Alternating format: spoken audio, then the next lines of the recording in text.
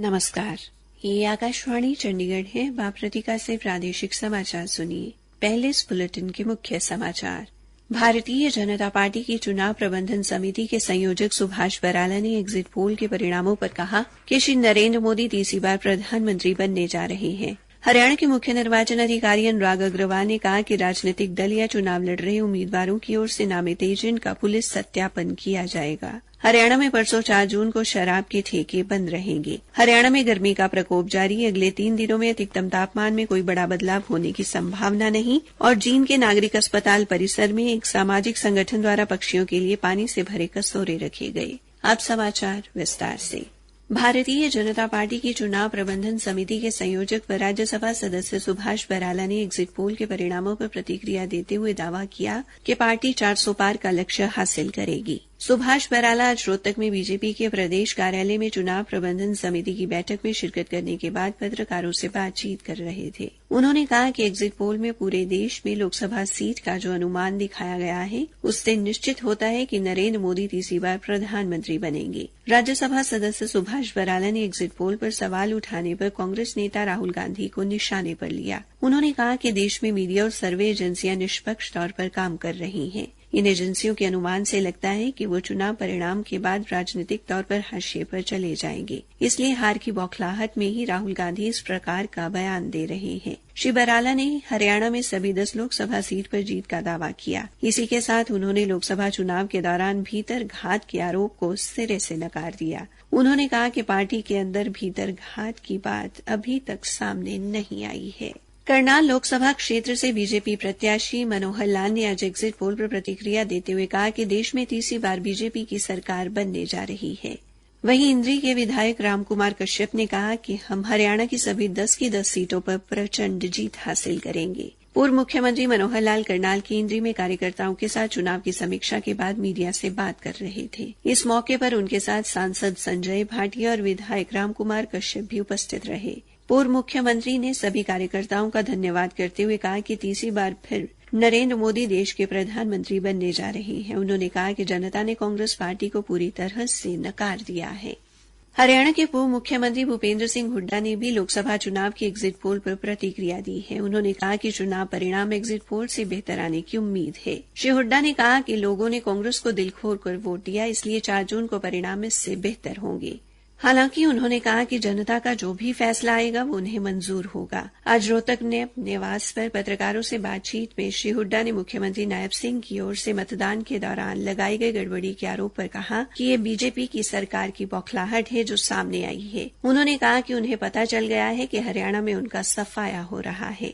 श्री भूपेंद्र हुड्डा ने कहा कि मौजूदा सरकार की गलत नीतियों के कारण 10 साल में जनता परेशान हो चुकी है, जिसके परिणाम स्वरूप केंद्र में इंडी गठबंधन की सरकार बनेगी और अक्टूबर में होने वाले विधानसभा चुनाव के बाद हरियाणा में कांग्रेस की सरकार होगी। हरियाणा के मुख्य निर्वाचन अधिकारी अनुराग अग्रवाल ने कहा कि 4 जून को लोकसभा चुनाव की मतगणना के लिए किसी भी राजनीतिक दल या चुनाव लड़ रहे उम्मीदवारों की ओर से नामित मतगणना एजेंट का पुलिस सत्यापन किया जाएगा। श्री अग्रवाल ने आशा व्यक्त की कि मतगणना के दिन भी सभी नागरिकों व ड्यूटी पर लगे कर्मचारियों व सुरक्षा कर्मियों का मतदान के दिन की तरह ही सहयोग मिलेगा। मुख्य निर्वाचन अधिकारी ने लोकतंत्र के चौथे स्तंभ मीडिया से अपील की कि परसों 4 जून को वोटों की गिनती के दौरान उन्हें उपलब्ध कराई गई हर चरण की जानकारी लोगों तक पहुंचाए। श्री अग्रवाल ने कहा कि हालांकि चुनाव आयोग ने अलग से एक चुनाव परिणाम हेल्पलाइन ऐप भी जारी की है, जिसे कोई भी नागरिक अपने मोबाइल पर डाउनलोड कर पूरे देश के चुनाव परिणाम की जानकारी हासिल कर सकता है। हरियाणा में लोकसभा चुनाव की मतगणना के दिन परसों 4 जून को शराब के सभी ठेके बंद रहेंगे। अंबाला के जिला निर्वाचन अधिकारी एवं उपायुक्त डॉ शालीन ने बताया कि इस संबंधी आदेश जारी कर दिए गए हैं। उन्होंने कहा कि इसके अलावा सार्वजनिक स्थलों, होटल व रेस्तरां दुकानों आदि पर भी शराब परोसने पर पूर्णतः प्रतिबंध रहेगा। आदेशों की अवहेलना करने वालों के खिलाफ भारतीय दंड संहिता की धारा 188 के तहत कार्रवाई की जाएगी। हरियाणा के विभिन्न जिलों में मतगणना को लेकर प्रबंधों को अंतिम रूप दिया जा रहा है और कानून व्यवस्था बनाए रखने के लिए पुलिस बल की तैनाती की जा रही है। कुरुक्षेत्र से हमारी संवाददाता ने बताया कि कुरुक्षेत्र विश्वविद्यालय में बनाए गए मतगणना केंद्रों के मद्देनजर जिला पुलिस द्वारा विश्वविद्यालय में 12 नाके लगाए गए हैं। 4 जून को मतगणना के दिन विश्वविद्यालय का तीसरा प्रवेश द्वार वाहनों के लिए पूर्णतः बंद रहेगा। वहीं भिवानी के जिलाधीश नरेश नरवाल ने बताया कि मतगणना स्थल हरियाणा विद्यालय शिक्षा बोर्ड के बाहर भीड़ जमा होने की संभावना को देखते हुए पुलिस अधिकारी के साथ ड्यूटी मजिस्ट्रेट भी नियुक्त किए गए हैं ताकि कानून व शांति व्यवस्था बनाए रखी जा सके। प्रादेशिक समाचार आकाशवाणी चंडीगढ़ से प्रसारित किए जा रहे हैं।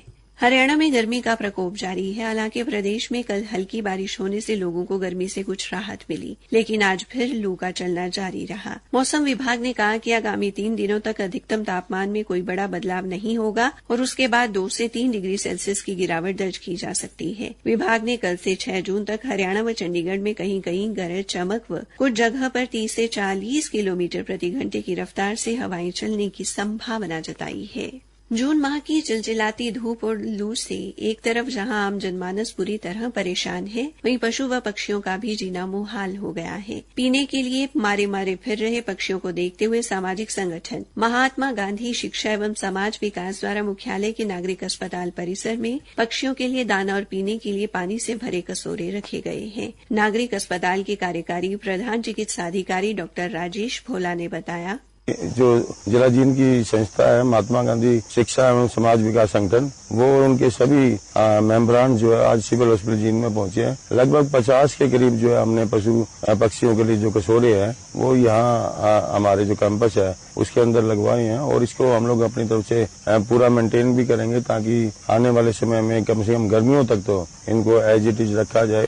डॉक्टर राजेश ने कहा कि बेजुबान पशु व पक्षियों के लिए कुछ न कुछ करना प्रत्येक व्यक्ति का नैतिक कर्तव्य है। आकाशवाणी समाचार से बातचीत में महात्मा गांधी शिक्षा एवं समाज विकास संगठन के अध्यक्ष राजकुमार भोला ने कहा, आपको जैसे पता है कि 48 डिग्री का टेम्परेचर जहां जो है आदमियों का भी जीवन बेहाल है, वहां पशु पक्षियों के हालात होंगे। उसी को देखते हुए आज 50 से ज्यादा जो है कसोरे रखे हैं और इनको नियमित रूप से इनका पानी भी बदला जाएगा। ये भी व्यवस्था की गई है ताकि बेजुबान पक्षियों को डेली जो है पानी मिल सके। उन्होंने कहा कि प्रतिदिन पहले वाले पानी को निकालकर हर कसोरे में ताजा पानी भरा जाएगा। हमारे संवाददाता राजेश रावल ने बताया कि अस्पताल में विभिन्न प्रजातियों के पक्षी गौरैया, काली चिड़िया, पहाड़ी कबूतर, तोता, कौआ इन बर्तनों में पानी पी रहे हैं।